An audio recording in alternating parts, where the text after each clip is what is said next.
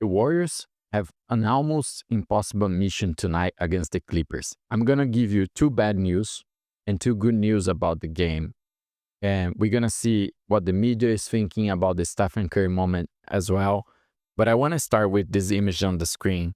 And I want to ask everyone to stop blaming Stephen Curry for the 3-point shooting in the NBA league right now from players that are actually not real 3-point shooters.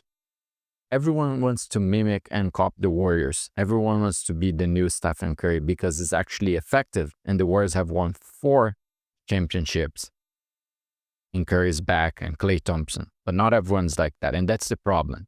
These guys, and I want to credit LeBron for his impact in the league as well, they achieve things like this. The most viewed game in the league in 5 years.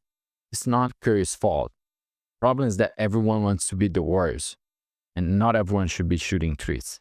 But let's move forward. So the Warriors are playing tonight against the Clippers, which has been a pain for us this season. We lost 2 games against them. We lost 3 out of the 4 games. The Warriors are playing at the Chase Center, but we have suffered a lot with Zubac the last 2 games. Size, things we discussed here before. We wanted to see a trade, and I have suggested the Warriors should go for Vucevic on that. But yes, 7 p.m. Pacific time, it's a chance to start building things back, but it's going to be almost impossible. And the reason it's going to be almost impossible is because our main guy, Stephen Curry, it's going to be out. As you can see there, confirmed by Anthony Slater, Curry is going to rest. We have heard before he's facing this tendinitis in his knee, and it's a back-to-back, right? Remember, we're going to see the schedule. The Warriors play tomorrow against Phoenix, another challenge game. It's going to face Kevin Durant and the Phoenix Suns, which are very close to the Warriors in the standings right now for the West Conference. So 2 very challenging games.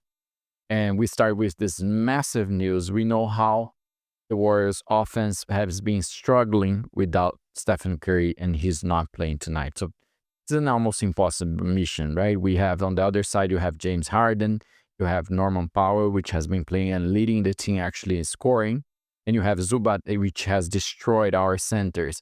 I'm curious to see if Trace Jackson-Davis will actually, how he's going to perform. Like, we got to assume as well that even with the Warriors' loss, the last 2 games for Tracy Jackson was much better than what we saw in the beginning of the season, including that at some point, Steve Kerr started with Kevin Looney. So I want to see how he performed tomorrow. If against a big center, which has an impact in the game, he can perform well as well. And the other news, which align with Curry and it's a problem, is that Gary Payton is out, and he's actually going to be out for a week. And that becomes, I'm not going to say, Gary Payton is not playing a lot right now. He's not a massive impact in the Warriors game, but when you don't have Stephen Curry, you should see more of his minutes. And when you don't have Stephen Curry, you lose offense power.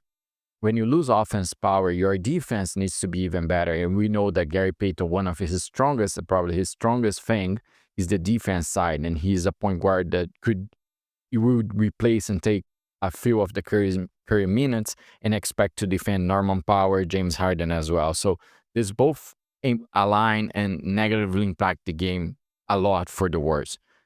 Let's see what the media is saying about this moment before we see the actual 2 good things that the Warriors have for tonight's game. Joined to talk NBA by our Bobby Marks and Shanae Gwumike. Thanks for getting up with us this morning. Shanae, Steph had 38 last night. He was awesome, but the Warriors now just 3-11 over their last 14 games. Are they blowing their chance to get something out of Steph here toward the end of his career?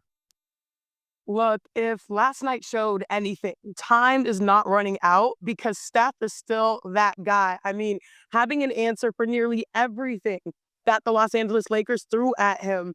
He had 8 threes and a Christmas Day high 38 points. 8 of those points came in the final 25 seconds. The same way, though, that we saw the Warriors really take their time, especially with their Klay Thompson process, I expect sort of the same when it comes to trying to find a solution to maximize Steph Curry's prime.